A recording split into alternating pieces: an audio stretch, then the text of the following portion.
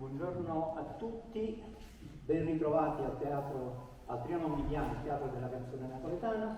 Stamattina presentiamo una nuova produzione del teatro in collaborazione con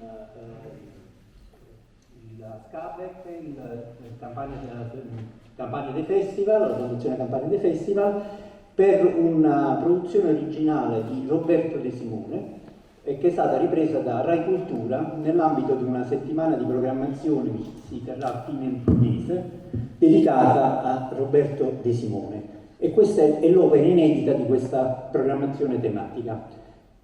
Con me ci sono al centro Giovanni Pinto, il presidente della Fondazione Trianon Viviani, vicino a me il direttore Antonio Parlati del centro di produzione Rai di Napoli, il direttore artistico Marisa Laurito con Davide Iodice. Questo spettacolo di Roberto De Simone vede la messa in scena da parte di Roberto De Simone e di Davide Iodice. Adesso cedo la parola al Presidente e presenteremo poi anche i nostri ospiti che sono collegati via Zoom. Rosanna Romano, direttore generale delle politiche culturali della Regione Campania, e il maestro Roberto De Simone. Prego, Presidente. Buongiorno a tutti, voglio ringraziare tutti i presenti a questa conferenza, ma anche tutti coloro che ci seguono via Zoom. Dello spettacolo di questa bella iniziativa. Non si sente per via Zoom, ragazzi, la voce di Gianni. Adesso sistemiamo, grazie. Allora, il ringraziamento dello spettacolo ne parlerà il maestro Roberto De Simone, il Davide Iodice, che ha curato insieme al maestro la regia, la nostra direttrice Marisa Laurito. Io voglio soffermarmi soltanto su un aspetto: siamo stati chiusi per un anno. Si riapre, dice... C'è qualcosa che non va perché ci si sente bassissimo. Io che devo fare? Io cosa so fare? No, adesso dobbiamo sistemare, allora diamoci un secondo. Ragazzi, chi ci può aiutare per sistemare la connessione o non so cosa, l'audio soprattutto? Perché dovete sapere che abbiamo fatto le prove fino a 5 minuti fa e andava tutto perfettamente bene, ma come succede da copione proprio, ogni volta che si comincia c'è qualcosa che non va. Quindi vediamo. Però Marisa, a te ti sentiamo bene, quindi l'importante è gli altri. Allora risolviamo così, guarda. Passo questo microfono e poi dopo non spiega. Parla così, tanto non siete più qua. Vabbè, va meglio con questo microfono? Sì. Benissimo. Allora, ho fatto questo ringraziamento. Dicevo, dello spettacolo ne parleranno ovviamente il maestro Roberto De Simone, Davide Iodice, che ha curato insieme con il maestro la regia, e la nostra direttrice Marisa Laurito. Siamo chiusi da un anno, il 26 apriranno, dicono i teatri, sì, ma soltanto quelli in zona gialla. Da quello che leggiamo, noi il 26, lunedì prossimo, non saremo ancora in zona gialla. Ma comunque in questo anno di fermo noi non ci siamo mai fermati, come ha sempre dichiarato diverse volte Marisa Laurito, la nostra vulcanica direttrice artistica, nel senso che noi quello che avevamo messo nel programma buona parte l'abbiamo realizzato un Viviani per strada con 30 artisti e tecnici, con Nello Mascia, abbiamo realizzato Adagio napoletano dall'ex Novecento napoletano con altri 30 artisti, abbiamo realizzato questo spettacolo Trianon Opera con altrettanti numeri di artisti e tecnici. Quindi abbiamo, diciamo, in un certo senso utilizzato i fondi che riceviamo per dare lavoro agli artisti e tecnici, ma anche a tutti i fornitori, scenografie, costumisti, materiali forici ed elettrici ed altri servizi dello spettacolo. E poi abbiamo fatto anche un'iniziativa che si concluderà domenica prossima. Abbiamo registrato 7 spettacoli di altrettanti giovani cantautori napoletani che li abbiamo dati in streaming sulla nostra piattaforma del teatro e così via. Abbiamo fatto, diciamo, nonostante tutto abbiamo fatto, diciamo, quello che ci era possibile fare. Se ci dovessero riaprire possiamo riprendere finalmente e ora. Però questo volevo dire, non mi soffermo ulteriormente, volevo dare molto significato a questo sforzo produttivo che comunque noi abbiamo realizzato nonostante la chiusura, e quindi lascio la parola agli artisti per illustrare il progetto che poi andrà in onda con Rai 5 la settimana prossima. Grazie a tutti.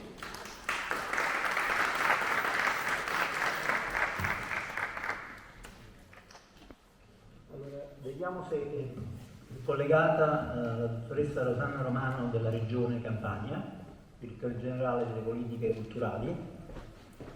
Non ancora. Va bene, allora Marisa, vuoi parlare, vuoi introdurre la collaborazione della RAI?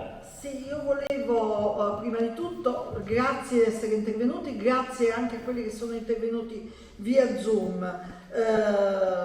Io volevo dirvi che durante le riprese di questa opera straordinaria scritta da Roberto De Simone abbiamo veramente avvertito un affetto e un'attenzione veramente straordinaria da parte, intanto devo ringraziare ovviamente il presidente De Luca perché per la stima e l'affetto dimostrato, e anche naturalmente la Scabec con il presidente Bottiglieri, Ruggero Cappuccio, che hanno praticamente coprodotto con noi questo spettacolo. Ruggero Cappuccio naturalmente presidente della Campania Festival, e devo ringraziare anche tutti i tecnici perché veramente hanno seguito gli attori, naturalmente, ma parleremo di tutti quanti dopo, perché c'è stato un affetto dovuto, ma l'affetto veramente non è mai dovuto, la stima sì, ma un affetto nei confronti di Roberto De Simone veramente straordinario. Naturalmente la stima è dovuta a un personaggio così speciale che ha regalato tanta bellezza a questa città. C'è stata una grande attenzione anche da parte della RAI, di Claudia De Toma, che ha curato la regia televisiva, i meravigliosi costumi curati da Giusy Giustino, le fantastiche scenografie firmate da Gennaro Vallifuoco e soprattutto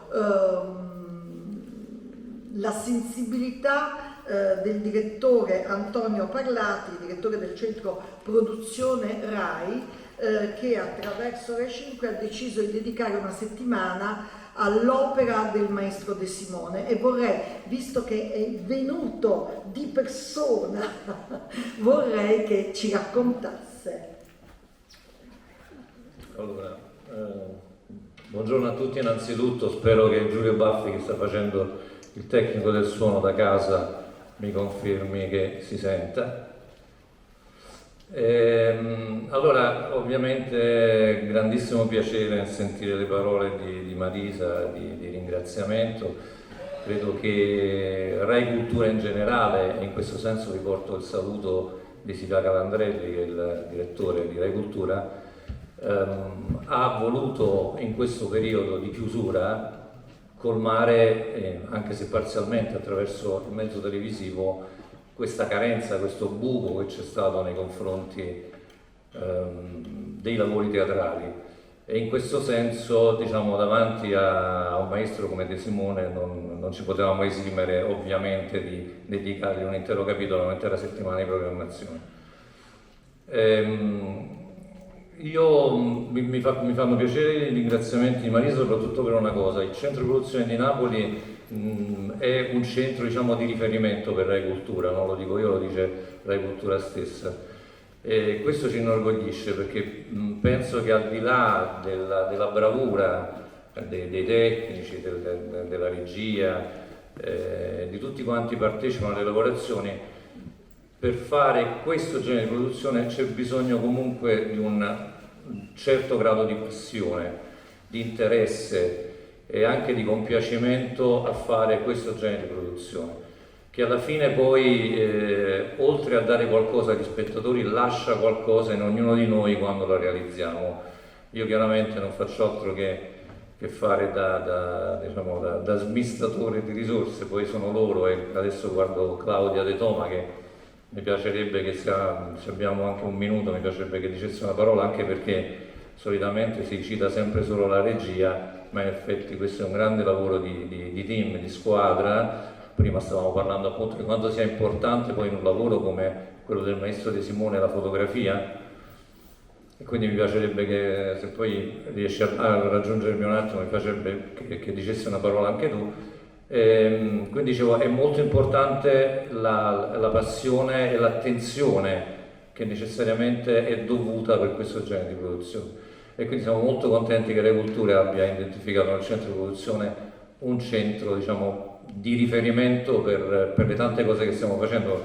Voglio solo ricordare i 2 maratone che abbiamo fatto a Roma al Teatro dell'Opera, voglio dire, siamo un po' in giro per l'Italia, stiamo tornando adesso da Reggio di Parma, quindi tante frecce al nostro arco, e questa è sicuramente una delle più importanti. Grazie a tutti.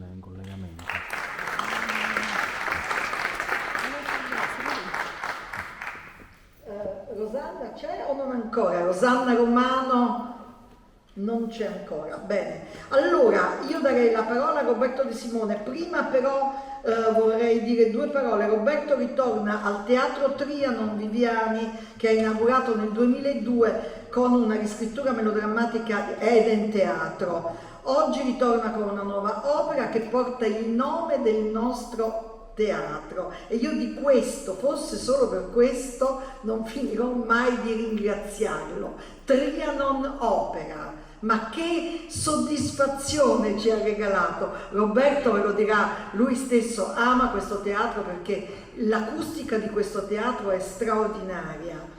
E per me Roberto De Simone è un eroe, guardate, perché da quando aveva 6 anni ad oggi si è dedicato totalmente, completamente alla ricerca, sia nel campo musicale che nel campo appunto della fonetica. Andava nelle campagne, lo sappiamo tutto, raccoglieva suoni, voci tramandati oralmente e poi li portava nei teatri regalando bellezza e cultura.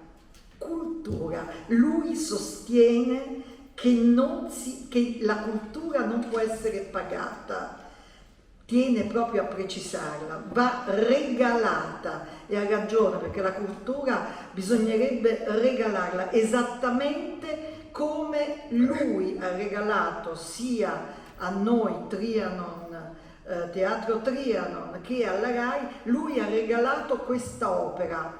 Non ha voluto proprio niente, non lo dico così, regalare in termini veramente non solo poetici ma di fatto. Quindi questa opera, che secondo me rimarrà come preziosissimo documento, perché veramente solo lui ha la capacità di poterla scrivere e portare avanti, rimarrà negli archivi della Rai, e di questo io veramente ne sono felice. Roberto, ti do la parola. Grazie Marisa, buongiorno a tutti. Dunque, io leggo ciò che ho mandato anche al teatro come presupposto dello spettacolo Trianon Opera.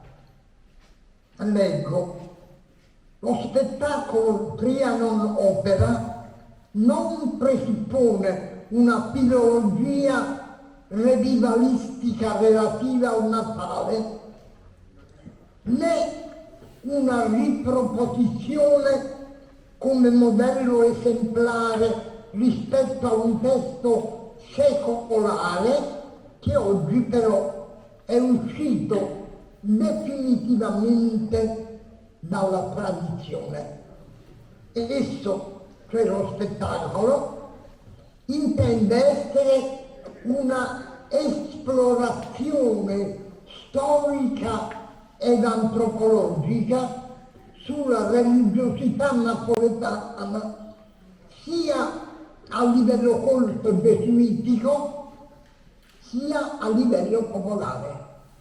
Il documento scritto che fa da cardine o da perno esplorativo è costituito dall'opera Il vero lume tra le ombre, più nota come La cantata dei pastori del drammaturgo gesuitico Andrea Ferrucci, stampata nel 1698 e rappresentata in prima esecuzione in quello stesso anno. Io credo nei locali dello stessa chiesa del Gesù Nuovo che oggi ospitano il museo relativo a Giuseppe Moscati. Successivamente, proprio per i pregi letterari di un'opera scritta tutta in versi italiani e napoletani, formalizzati prosodicamente in ritmi di egloghe barocche conquinari, settenari ed endecasillabi, rime baciate o assonanze, la rappresentazione fu ripetuta nel periodo natalizio sia in teatri parrocchiali sia in teatri popolari ad opera di attori amatoriali, spesso analfabeti, affiancate da attori professionisti, magari desunti dalla commedia dell'arte, subendo modifiche, aggiunte, trasformazioni circensi, acrobatiche o clownistiche, l'inserimento di spregiudicate allusioni sessuali e ripubblicata anno per anno dalle diverse compagnie per tutto il Settecento e poi nell'Ottocento da altre edizioni napoletane, documentandone la vitalità religiosa e rituale fino alla prima metà del Novecento per poco più di ben 250 anni. La tradizione si spense circa nel 1970, quando non produsse più autentiche rappresentazioni devozionali. La mia riscrittura di brani dell'opera si vale di una trasposizione in lingua fonetica IPA, cioè International Phonetic Alphabet, del testo perrucciano, secondo la storica pronuncia orale dell'italiano da parte degli attori di tradizione napoletana, rendendone così quasi incomprensibile il significato verbale, come si addice propriamente ad un testo sacro. A tale proposito ritengo mortificante la malsana abitudine globalizzante di apporre alle immagini dei sottotitoli in italiano così, dichiarando che l'arte non è più sufficiente a comunicare se stessa. Mi auguro pertanto che ciò non avvenga e che accettando io tale autoritaria imposizione, non possa contraddire le mie stesse premesse. Quindi fermamente dissento, esprimendo la mia posizione di no global. E quindi mi auguro che questo non possa ripetersi per la Trianon Opera.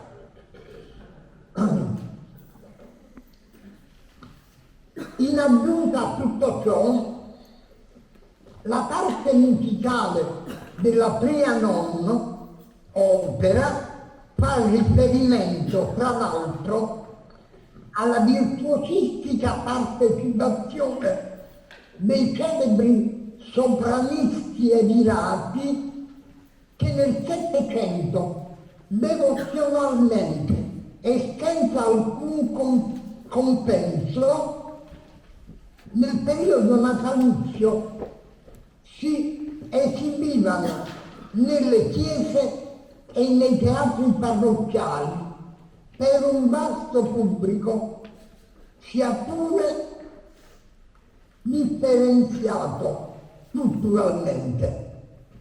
Alla fine, per abbreviare, spero di aver coniugato poeticamente con Trianon Opera storia e metastoria, scrittura e oralità, religiosità ufficiale e cristianesimo popolare, ricchezza della tradizione e degradato vuoto della contemporaneità teatrale, musicale e cinematografica. Tuttavia, le musiche e le immagini televisive del presente melodramma Trianon Opera vanno considerate esclusivamente come allegorie medievali o metafore multisignificanti. Grazie.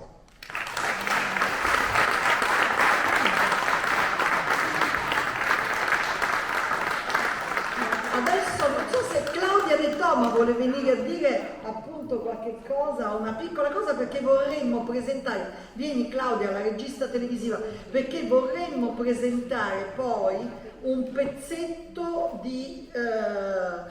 dello spettacolo che vorremmo far vedere, di cui poi ne parlerà anche Davide Iodice e presenterà anche la compagnia. Però vorrei, Claudia, che raccontassi anche le tue...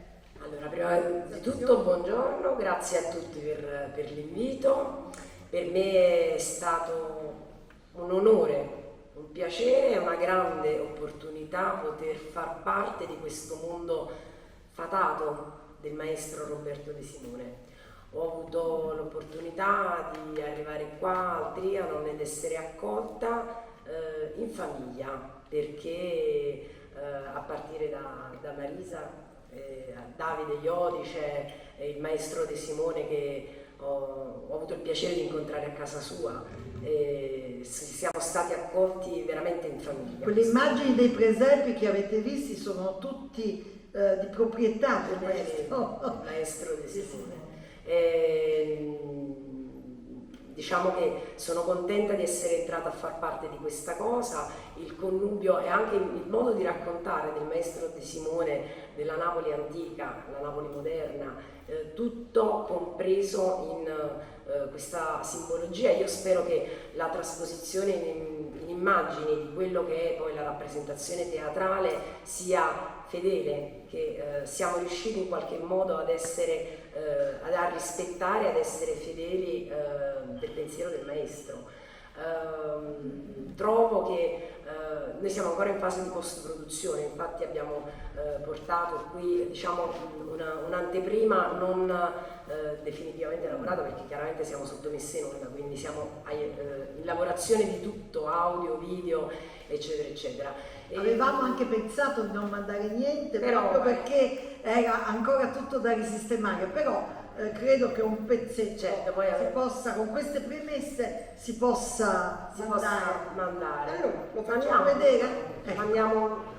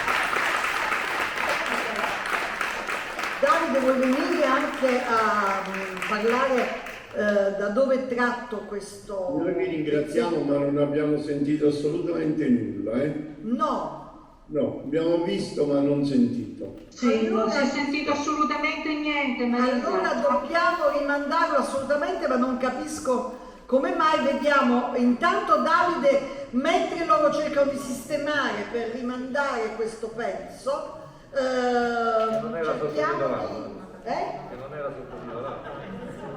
No, questo pezzo non era sottotitolato, anche perché fa lo spiritoso Antonio Parlate. Non era sottotitolato anche perché la musica, per fortuna, non si può sottotitolare, per grazie di Dio, perlomeno quella. Posso aggiungere una cosa intanto che aggiustiamo questa cosa? Io volevo fare anche un ringraziamento. Noi abbiamo girato in pochissimi giorni per una opera di questa portata e voglio fare un ringraziamento oltre che a tutti gli artisti e le maestranze teatrali ai miei colleghi, al direttore della fotografia che è Enzo Napolitano, al centro produzionale di Napoli, al mio direttore Antonio Parlati, al montatore che è qui presente Massimo Mittica e tutti i colleghi e i consulenti musicali. Noi ci abbiamo messo il cuore e l'anima, da buoni napoletani e da buoni napoletani. Questo l'ho detto prima, questa opera Trianon è stata avvolta da un amore nei confronti di Roberto e tutti hanno lavorato veramente con una grande dedizione, a iniziare da Davide Iudice, e i nostri tecnici, quelli interni del teatro, bisogna ringraziarli perché sono stati bravissimi, Gianluca Sacco per le luci.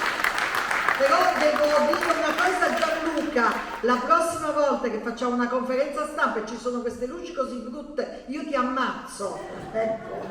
Allora, esatto. E un grazie particolare anche a Davide Iudice, al quale lascio la storia. Allora, quando voi siete pronti per rimandare il pezzetto, Marisa, chi è? Sono Emilia Costantini. Ciao Emilia, buongiorno. Ma io non riesco a capire questa opera del maestro De Simone, va solo in televisione per adesso o va anche nel vostro teatro? Allora, questa non opera... Non riuscito a capirlo, perdonami. Sì, no, perché non l'abbiamo ancora detto probabilmente. Questa opera intanto debutterà in televisione grazie a Rai 5 e Rai Cultura. Dopodiché speriamo, quando tutto sarà di nuovo aperto, possibilmente a Natale prossimo, di portarla appunto in questo teatro dove è nata. Quindi speriamo che appunto accada così, ma sicuramente sarà così. Allora, voi quando siete pronti per rimandare il pezzo me lo dite, e nel frattempo Davide presenta la compagnia e racconta poi dopo anche questo pezzo da dove è tratto. Allora, buongiorno, vabbè, alle mie spalle avete quest'opera del maestro Vallifuoco che al suo interno contiene un'altra opera del maestro De Maio. Ci sono tante mani su questo scrigno, c'è un grande artigianato, ed è con spirito di artigianato che mi sono messo accanto al maestro ad aprire il suo di scrigno, il suo immaginario. I costumi di Giusy Giustino, che con una squadra di giovanissime collaboratrici, e dentro questo scrigno a dare corpo, a incarnare le visioni del maestro, e le memorie, e anche un insegnamento, perché per me personalmente questo spettacolo è anche un atto pedagogico che il maestro ha voluto fare, almeno questa è la mia interpretazione. A incarnare queste visioni ci sono appunto in ordine di locandina Maria Vergine, Michele Imparato, Giuseppe Pino Mauro, Belfegor, Rosario Toscano, che avete visto e vedrete in questo pezzettino che abbiamo scelto, perché coniuga appunto le due anime, anzi le tre anime fondamentali del lavoro, l'immagine, la visualità, appunto l'idealità del maestro che ha concepito questa sorta di macchina celibe che abbiamo alle spalle, la musica e appunto la parte teatrale. Belfegor, Rosario Toscano, Gabriello Arcangelo, Veronica Delia, Armenzio, Antonio Bonomo, Benino, Luca Lubrano, giovanissimi, Luca e Michele sono due ragazzini del lavoro, i due giovanissimi e già bravissimi attori, Razzullo, Oscar Di Maio, Ruscello, Biagio Musella e Flavia D'Aiello, che ha curato la costruzione e l'animazione dei pupazzi che danno poi quel colore circense appunto e figurativo a cui faceva riferimento il maestro. Attori che hanno una identità fortissima, già i soli nomi appunto lo dicono, la loro storia, attori che in questa opera restituiscono appunto una sacralità, vorrei dirlo, insomma, una sacralità al mettere in scena, la messa in scena. Il maestro insomma ha detto non filmiamo regia, no, messa in scena, ha dentro questa liturgia di una sacralità popolare. Questi attori che sono attori beniamini, insomma, popolari in alcuni casi, sono i nostri santi, diciamo, i santi che hanno insieme a noi messo in opera questo lavoro, che spero appunto che poi si possa, anzi lavoreremo, Marisa che ha proprio veramente combattuto contro qualsiasi cosa per portare alla luce questa opera, non penso si fermi, e quindi sicuramente vedrà anche la luce nel contesto appunto in questo teatro e per la gente per cui noi siamo qui, o almeno personalmente. Il motivo per cui abbiamo parlato della direzione musicale. La direzione musicale La direzione musicale, che è fondamentale, l'aspetto appunto come vedrete e risentirete adesso nella clip che riproponiamo.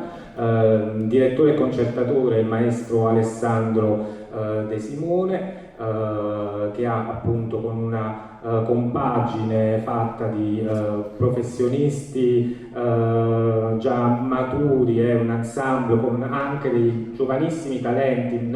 Adesso nominarli tutti, nomino solo il complesso che è appunto la nuova polifonia, col maestro responsabile della direzione musicale, della produzione musicale, il sarangerista, ma c'è il coro Calicanto, e troverete poi in locandina tutti i nomi, tantissimi giovani, a partire appunto dai nostri giovanissimi attori a dei musicisti di primissimo livello, il fisarmonicista, il più giovane, sedicenne.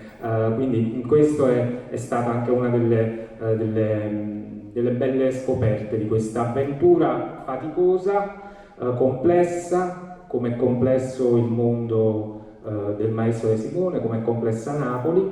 E se vogliamo rimandare la clip, oppure poi avrete modo comunque di vedere il lavoro.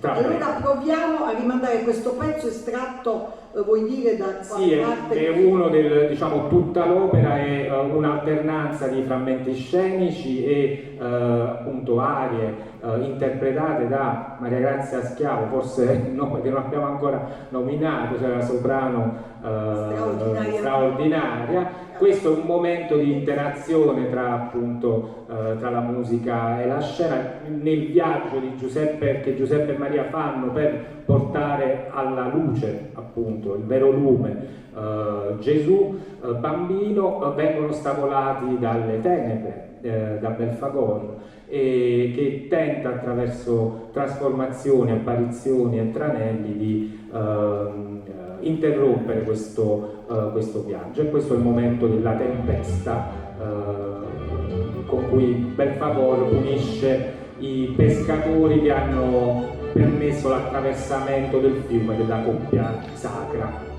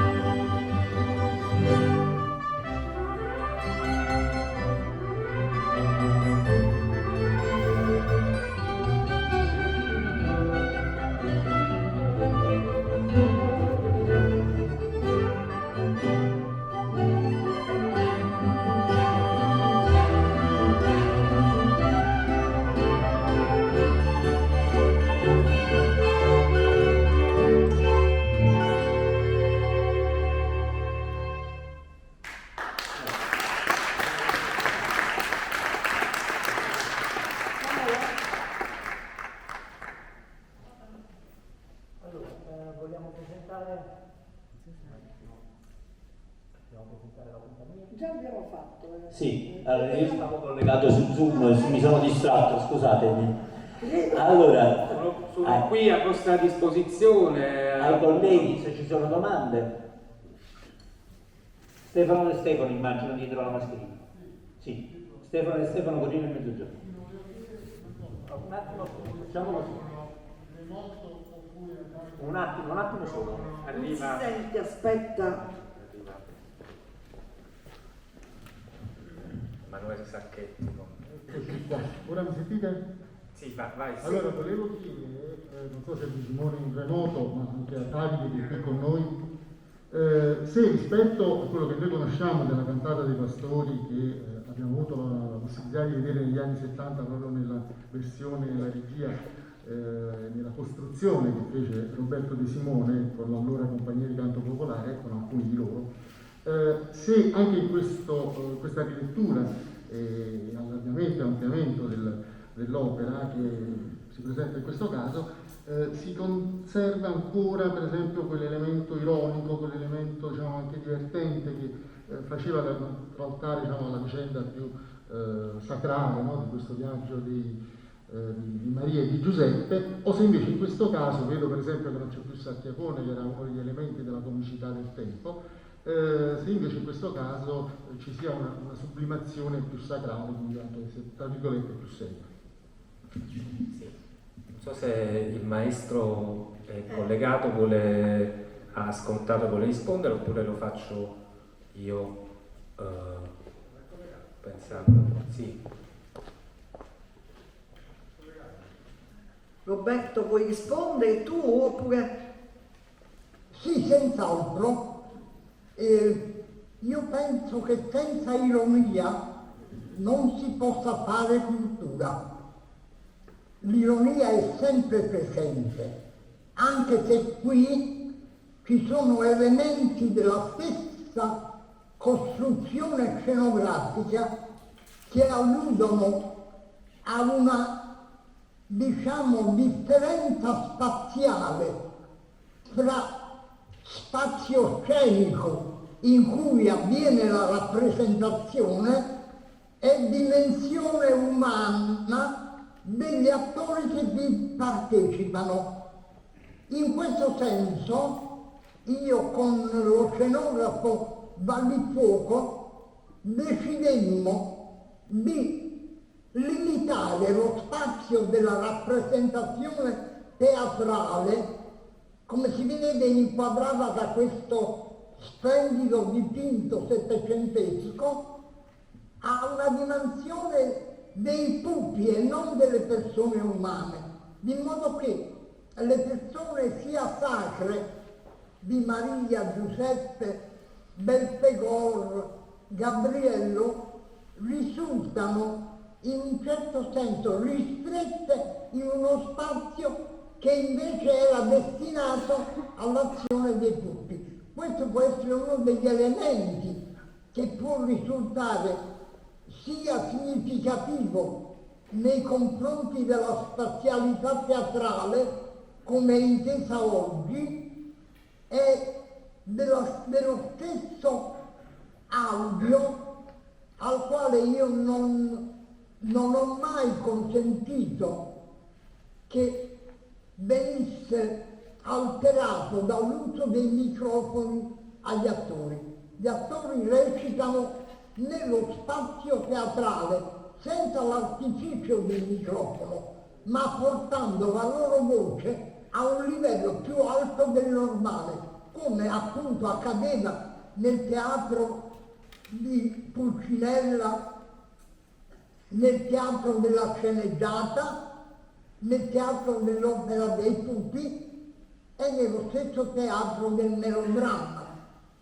Questi elementi anche di pittura, ci sono riferimenti al personaggio di Benedetto Croce, inserito fra un pubblico di ragazzini fotografati intorno agli anni 20, i quali sono ragazzi raccolti per strada e da me acquistati relativamente derivati da un catalogo della prefettura, perché tali ragazzi erano poi inviati sulla nave scuola Caracciolo. Questi elementi, diciamo anche a volontà delle persone che vogliono leggere, sono elementi in un certo senso differenziati, ma anche a volte messi in senso ironico. C'è un'allusione a Edoardo De Filippo che nel teatro San Carlino in via Puglia recitò nel film Sciuscia insieme con un ragazzino del Maggio e lui interpretava appunto un personaggio manovratore di tutti. E tutti questi elementi possono costituire un linguaggio, diciamo, ironico. Il personaggio di Sarchiapone è stato escluso da me perché documenti scritti su tale personaggio si limitano a indicarlo. Lo indica lo stesso autore Andrea Ferrucci quando in una scena del secondo atto dice entra Lazzullo con un saltimbanco. Il saltimbanco indicava un attore di tradizione circense, perciò clownistica, destinato a recitare estemporaneamente con la maschera di Lazzullo. Poiché, ecco, tale elemento è presupposto come elemento comico e in un certo senso anche abusato in talune rappresentazioni della cantata, versando il significato rituale verso un colore comico da varietà troppo eccessivo nei riguardi del tema principale che è la devozionalità dello spettacolo. E in questo senso Sarchiapone era presente.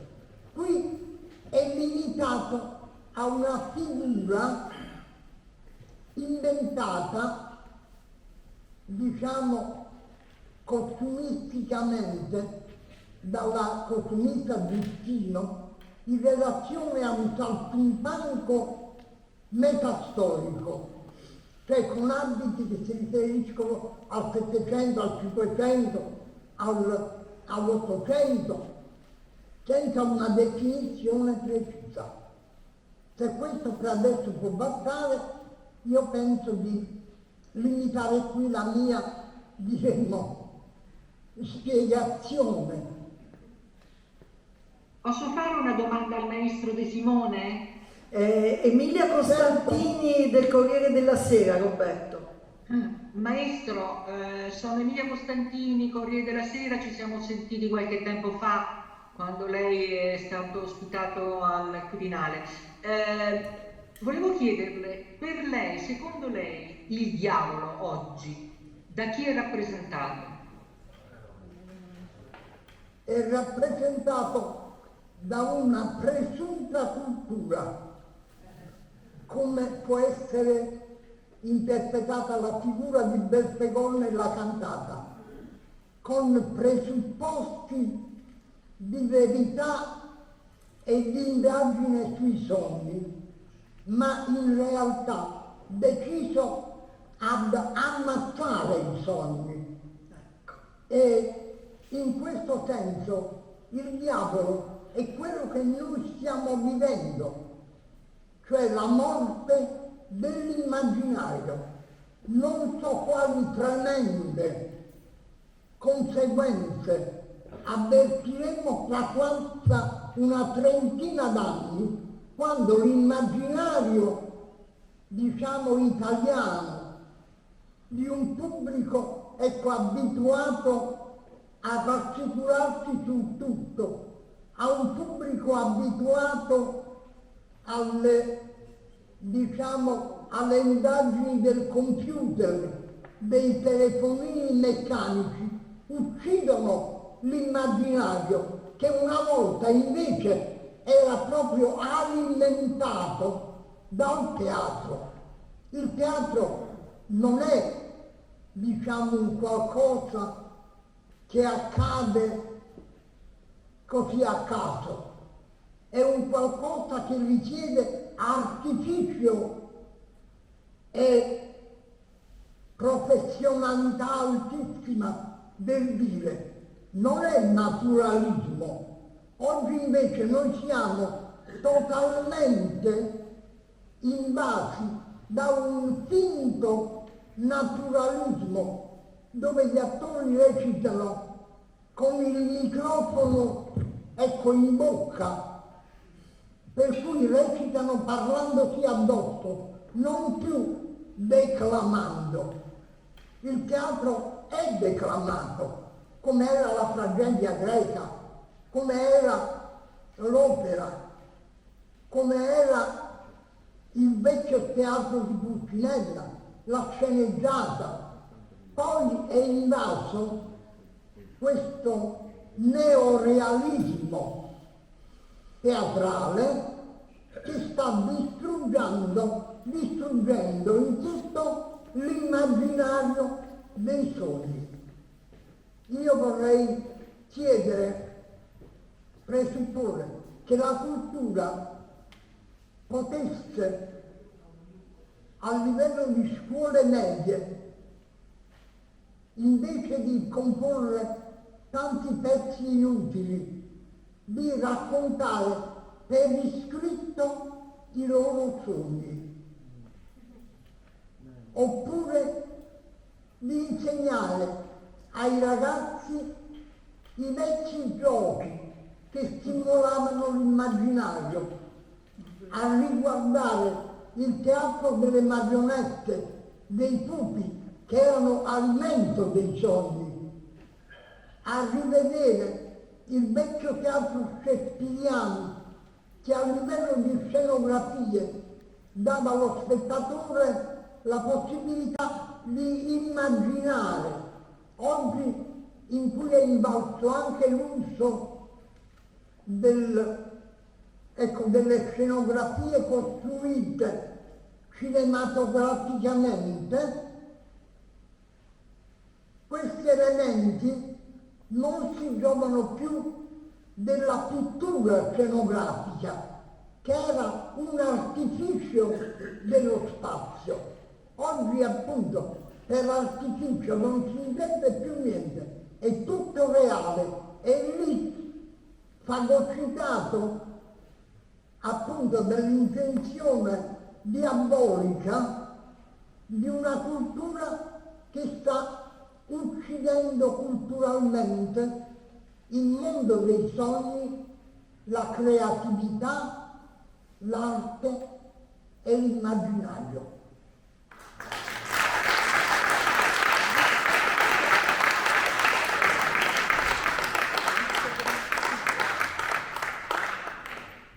Dovrebbe essere collegata Rosanna Romano, direttore generale delle politiche culturali della Regione Campania. Buongiorno a tutti, mi sentite? Sì. Grazie di questo invito, soprattutto volevamo testimoniare come Regione Campania la nostra presenza a questo momento di percorso a intermedio della programmazione artistica del Teatro Trianon da parte del Presidente De Luca, che fondamentalmente è per noi veramente la sintesi di quello che è il significato della nostra programmazione culturale. Cioè questo progetto che ho ascoltato davvero con grande interesse, ma avevo seguito nell'evoluzione grazie al racconto di Marisa Laurito, del Consiglio di amministrazione, che aveva fatto nel dettaglio al Presidente per raccontare quale sarebbe stato il programma culturale 2021, noi ci siamo immediatamente appassionati a questa proposta. È una delle persone, un nome tra tutti, Marisa Laurito, che è immediatamente venuto alla luce nelle discussioni, nei confronti, nelle condivisioni, è stato proprio il nome di Simone, e questo credo che Marisa lo potrà testimoniare, perché per noi veramente rappresenta la sintesi della potenza creativa e culturale della nostra regione, della tradizione, della storia che è riuscito a incarnare E noi per questo ringrazieremo sempre il maestro De Simone per ciò che rappresenta e per ciò. È andata via la voce, mannaggia. La chiusura era È caduta la voce di Rosanna Romano e non solo, anche qualche altra cosa. Vabbè, che vogliamo fare, Paolo? Voi sentite, c'è qualcuno che ha qualche altra domanda probabilmente? Io avrei una curiosità, se possibile. Buon pomeriggio, buongiorno. Sì, pronto? Buongiorno. Sono Noi Luigi ascoltiamo. Luigi Ferraiolo di TV 2000. Sì, Luigi. Esatto. Io avevo una curiosità, forse più per il direttore artistico del Trianon. Uno, se dopo la messa in onda l'opera di cui, come dire, faccio i complimenti e per il coinvolgimento di Roberto De Simone e perché la location, il luogo del teatro Trianon è praticamente il meglio che potesse impersonare questo lavoro a Napoli. Rimane praticamente in piattaforma disponibile per tutti, perché questa, come dire, è un'informazione di servizio. E mi domandavo se per caso, quando pensate che si potrà mettere in scena a teatro, abbiate pensato se possa in qualche modo, se richiesta, andare in tour, cioè se pensate che possa diventare anche un lavoro da presentare in altri luoghi della Campania, ma io direi addirittura d'Italia.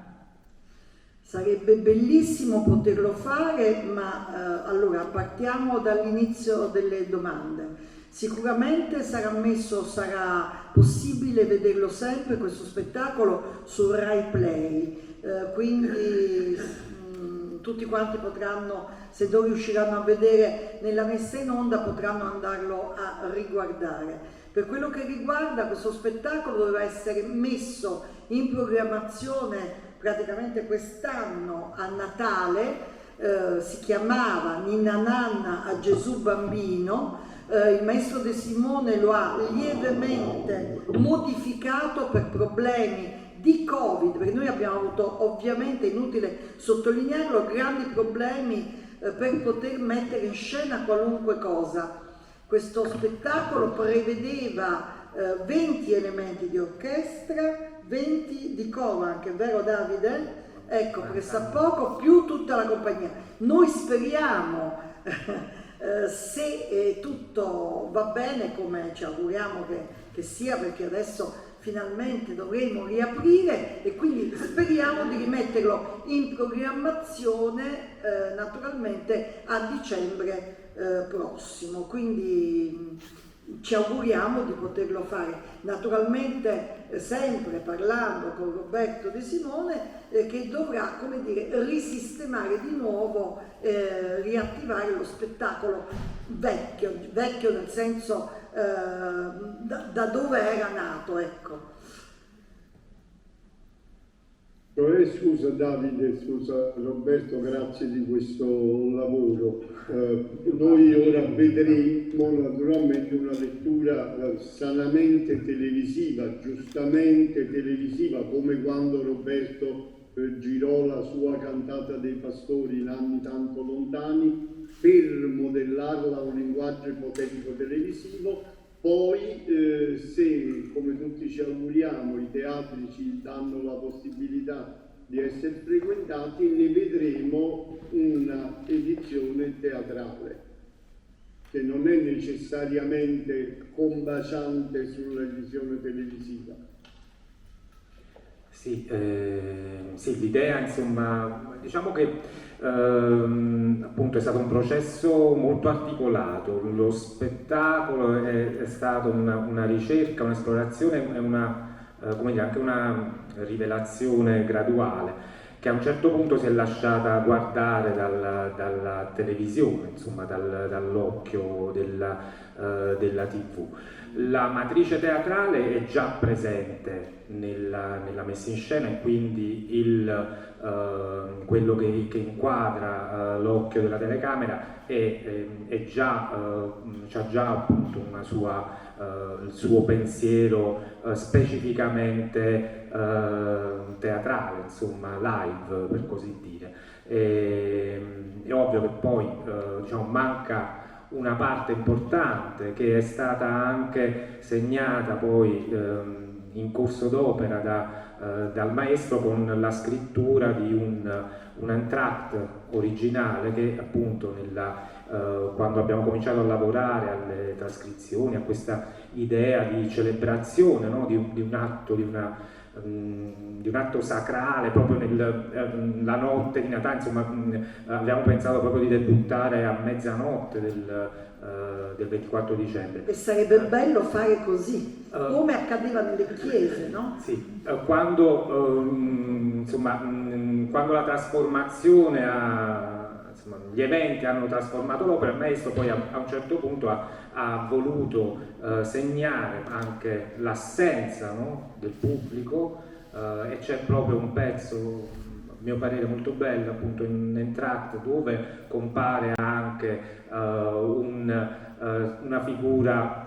trasfigurata, diciamo figurativamente, di Sarchiapone, e in questo entr'acte c'è proprio un riferimento al tempo presente, quindi questa adesione al tempo presente dello spettacolo dal vivo, che il teatro sempre è segnata con questa operazione letteraria che il maestro fa a un certo punto, e poi sì, insomma, l'auspicio anche quello di ovviamente di riconnettersi con la comunità del pubblico a cui poi queste opere erano non solo dedicate, ma proprio si informavano del gusto e dello stimolo che il pubblico dava a questi attori popolari che erano appunto dei veri e propri beniamini. Questa parte mi manca molto personalmente, quindi l'auspicio è quella di poterla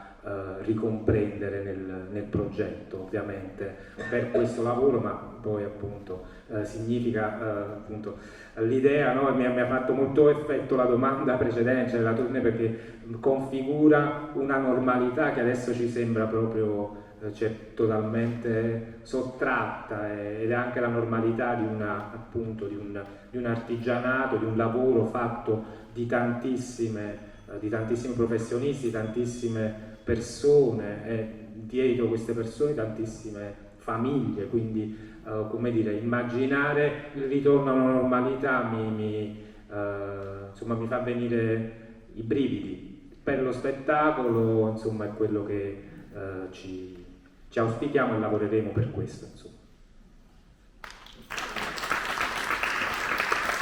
Sono Daniele della Cultura Italia, potrei fare una domanda al maestro sulle scelte musicali che hanno illustrato l'opera. Grazie.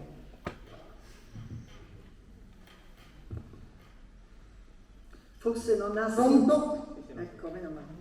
Siete in collegamento? Sì, ma sentiamo bene. Avete sentito la domanda? Sì. Ma io nella lettura precedente del documento penso di avere già esposto le motivazioni delle più belle arie del Settecento musicale. Esse sono motivate dalla virtuosistica esibizione dei celebri sopranisti e lirati che nel periodo natalizio, per devozione senza compenso, si esibivano nelle chiese con le cantate scritte per il Natale dai più grandi compositori di scuola napoletana, come appunto lo stesso Carmine Giordano, che scrisse questa cantata che avrei inserito nella prima proposizione di questo Trianon Opera.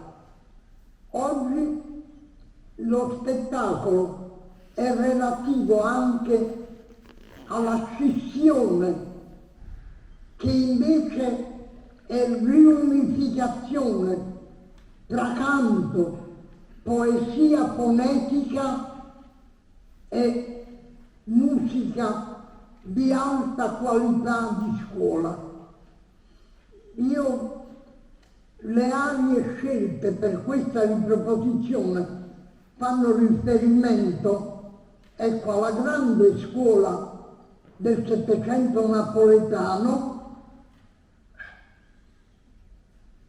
parlando di Giambattista Pergolesi, di Broschi, il fratello del celebre Farinelli, di cui appunto la tromba solistica faceva riferimento nella scena di Belpegor della Tempesta, e nelle arie scritte per la voce proprio di Maria Grazia Schiavo, che ho avuto il piacere di avere come allieva del conservatorio quando io ne ero direttore, e ne già ammiravo le splendide qualità di coloratura vocale. Le arie per lo più sono arie di affetto, di furia o di coloratura, come appunto può essere l'aria In braccio a mille furie dalla Semiramide riconosciuta, oppure l'aria di Cimarosa dalle Vergini del Sole, o l'aria finale di Mozart, che è uno dei più grandi artisti creativi che hanno saputo coniugare creatività e simbologia della creazione artistica. Questo lo sanno fare solo i grandi geni, come Leonardo da Vinci o altri dello stesso calibro. L'aria finale di Mozart fa capo a questo tipo di simbologia, come ho detto anche nella prefazione. Le arie scelte devono essere anche considerate allegorie medievali o metafore multisignificanti. Ciò che praticamente, ecco, io ritengo improbabile è il ritorno alla normalità. Io ritengo che questa scissione, che non è una scissione dove si presuppone una normalità, ma è relativa a una frantumazione. Il teatro si è frantumato. Esiste più un pubblico teatrale? Io non lo so più, perché si è abituati a considerare l'elemento cinematografico come elemento teatrale. Ma esistono più attori napoletani in grado di recitare senza microfono? Esistono compositori musicali in grado di comporre opere simboliche, come è stato sempre nella tradizione della grande composizione come arte? E l'arte presuppone sempre una quantità di significati, anche contraddittori. Io sono lieto a volte di riscontrare in ciò che faccio anche delle contraddizioni, perché la contraddizione fa parte del linguaggio onirico, che non è comprensibile, non è spiegabile. Il teatro dovrebbe ritornare a quello, non a un bla bla bla di significati a volte stupidamente sociologici, escludendone il lato antropologico del sogno. E il sogno era la base del teatro. Oggi la base del teatro è diventato il presupposto logico e razionale. E con questo rispondo anche all'intervento di Giulio Batti. Il teatro è sogno, non è esposizione, è artificio. Nell'artificio ritorna il linguaggio del sogno.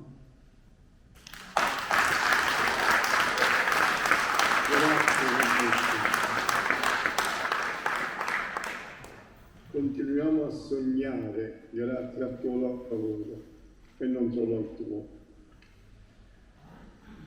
Grazie Giulio Baffi della Repubblica. Ci sono altre domande?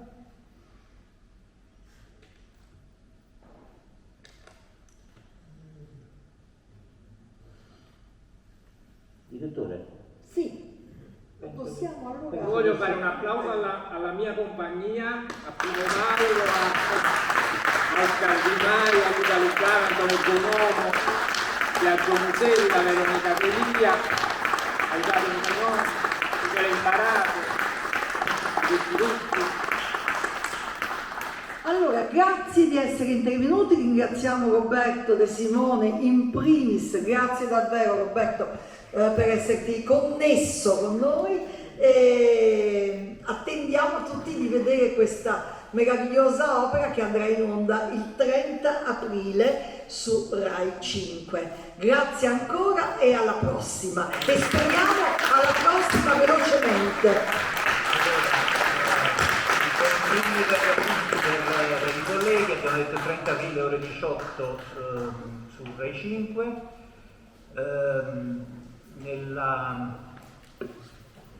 Adesso saranno disponibili il comunicato stampa, una cartella stampa con la locandina completa, il programma musicale, l'entr'acte di Razzulo di cui si è parlato, che è un po' il manifesto dello spettacolo, il testo del maestro De Simone e il comunicato stampa di Rai Cultura. Grazie a tutti e a tutti.